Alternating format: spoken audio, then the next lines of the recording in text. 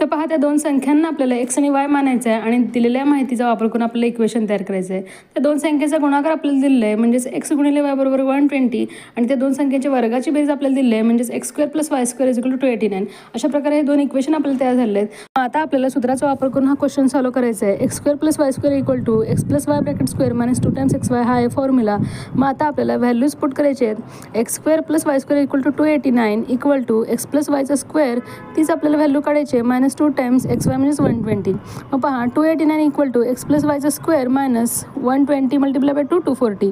मग आता आपल्याला साईड चेंज करून हे दोन्ही ॲड करायचे आहेत, कारण साईड चेंज होताना सायन्स चेंज होतात. मग 289 प्लस 240 इक्वल टू काय येणार, 9 plus 0 9, 8 plus 4 12, 2 carry 1 2 2 4 plus 1 5, 529 equal to x plus वायचा स्क्वेअर हे आलं आहे. पहा 529 कोणाचा वर्ग असतो, 23चा, म्हणजे त्या दोन संख्यांची बेरीज किती असणार आहे, 23. 23चा वर्ग बरोबर 529, म्हणून त्या दोन संख्येची बेरीज 23 असणार आहे, म्हणून 3 नंबरचं उत्तर हे बरोबर.